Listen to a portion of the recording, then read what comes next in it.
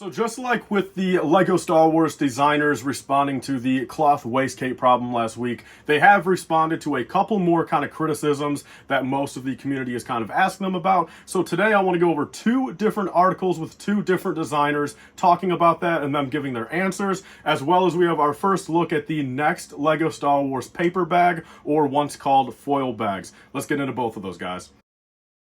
So welcome back to another LEGO Star Wars video, and today we have a couple interesting things to kind of go over.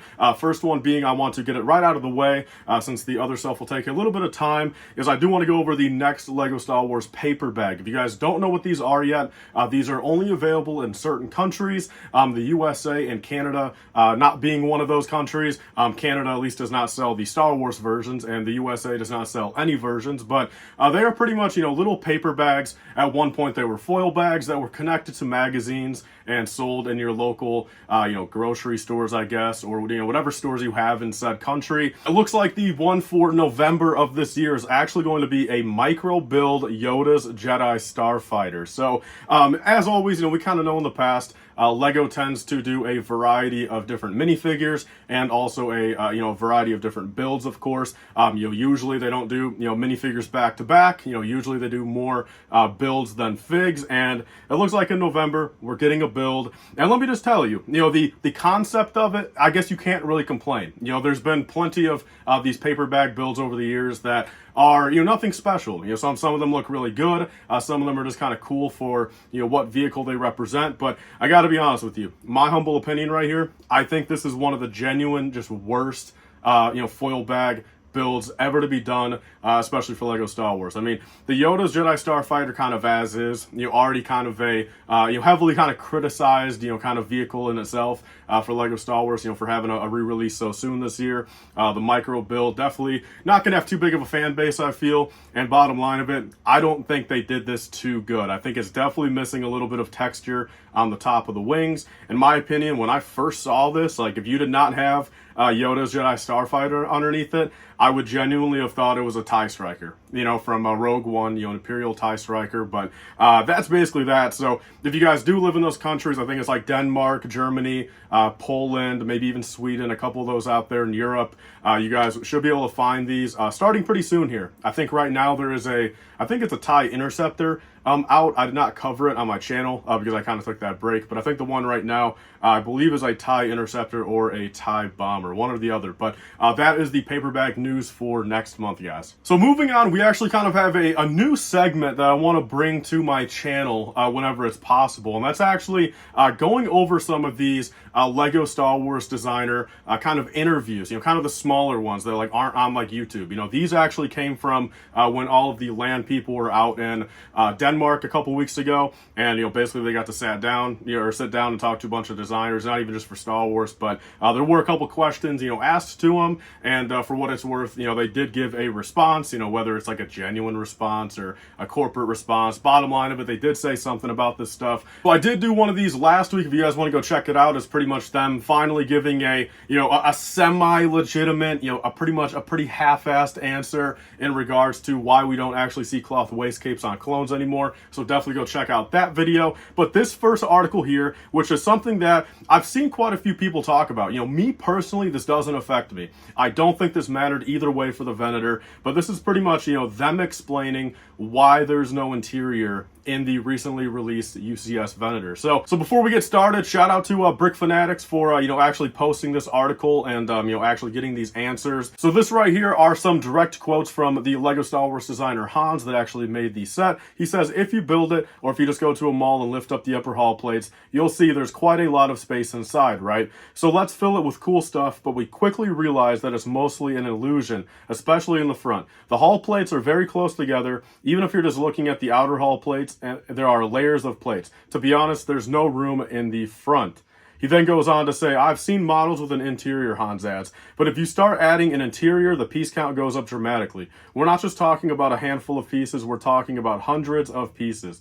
I think there's one fan model almost the same size that has part of an interior in the hangar area, and I think it has something like 12,000 pieces. That's more than double this. So once we start adding stuff, yeah, it gets really piece intensive. He then says, there was one other major hurdle in the way of adding an interior, one for practicality, logistics, and the bottom line for any LEGO set. set, which is of course the building experience. Especially on a larger model, something that we have to consider when we're designing is not just the stability and what fits in the model, but also what's possible while building, explains a LEGO graphic designer, Madison O'Neill. When we show something in building instructions, we show it as it would be built flat on a table, because that's what works to communicate it, and that's what works for builders. Oftentimes there are challenges where you think, oh, you could fit something there, but then the build flow to actually get it there just doesn't exist, or it's quite challenging to find a way. We make these compromises to ensure a positive building experience. All right, guys, so there are the direct quotes actually from, I guess, two of the different designers, and here are my quick thoughts. First off, I have never been one to really care about the interior of a UCS set. For me, personally, when I look at UCS sets, and when I kind of just like think about the concept of, putting out multi-hundreds of dollars to have a big UCS scale, large Lego build, in my Lego room, on a shelf, on a table, I always just think about, look, for the price I pay, this is my top priority. How big of a Lego ship am I getting? Because I feel like that's kind of the one biggest thing when it comes down to these, UCS sets is if you're putting out, $500, $600, me personally, I would love to be able to actually physically see and feel like I got my $500 worth of just actual kind of size of the ship. That's why I'm not a huge fan lately of Lego downsizing stuff, the smaller scale stuff, and especially kind of inflating their piece counts with smaller pieces. I understand that it leads to more detail, but some of the stuff they're getting really, really small. But going back to UCS stuff, me personally, I don't care about interiors, but I know a lot of you guys do. I just realized I kind of forgot to actually put this part in the video when I was talking about that. But so my kind of reasoning behind that is I would much rather have Lego focus on making the exterior and the actual scale of the ship much larger, focusing their budget and the pieces and what pieces they put where on the actual exterior compared to the interior. But that is my take. But that's where I was getting at. I just realized I went on for like 60 seconds there and didn't even really make my point. So here are kind of, the quotes from those designers. It sounds pretty much legit to me at the end of the day. I would assume there's really no reason to like cut corners on something like that if it would truly fit like into their budget, or, because it is what it is. They're not, as much as it's going to add more pieces, I really feel like that does come down to, truthful like budgetary restraints, because again, it's one thing to, kind of, ask about a cloth, waist cape that genuinely in no way cost them more than a nickel, per unit, compared to if they start doing an interior where, truthfully, it's going to add an extra couple hundred pieces, maybe even 500 pieces, where, for them, are they going to have to actually factually change that $650 price point, that retail price, to $675 or $700, which at that point, you're getting higher, at that point, and you can't really blame them. If they set themselves to a strict budget, which $650 is a lot, just even for the consumer aspect of it. So I can't blame them too much. I think this, out of everything, there's really no like wrong answer or necessarily right answer to give on something like this. Moving on to this the second interview right here. So this actually has something to do with the basically just like Lego Star Wars minifigure like designs, kind of how they do it, how do they choose which figures are going to get arm printing, and stuff like that. Okay, so we're going to get into a little bit of hypocrisy in this interview, but this actually comes from the lead graphic designer Madison O'Neill, the new minifigure guy over there, and this is his quotes. Okay, again, Brick Fanatics asked him, and this is their response. He says, "I love putting arm printing on the characters," Madison says. "It does give a very exclusive kind of fancy touch to them." And yeah, of course, for a model like the Venator, we're trying to put all the details in that we can. So that made sense. And especially for characters that do have a lot of details on their arms, we've done some for Mandalorian characters like Bo-Katan and Mando, because they have a lot going on. Then he says, it basically just comes down to a matter of complexity. Essentially, we can only make so many decorations a year. These basically count as 1 or 2 decorations, the same as the face or the legs. You could see my spreadsheets of how we balance where everything goes. So when we have these special cases and things that we think, hey, we should give this a little bump up, or it's simply just necessary to capture the character properly, then we're going to try to do some arm printing. So, okay, so hear me out. That's where we get a little bit of, look, and this is no direct hate to the designer. I don't know him. Again, he's working at a job. Like, he is instructed. He's got a budget. He's got restraints, you know, and that's not his fault. You know, that's higher ups, you know, that's the financial team at Lego, you know, that's the CEO, that's the head designer guys, you know, that's all kind of, you know, on them. So, you know, his actual, you know, person, I can't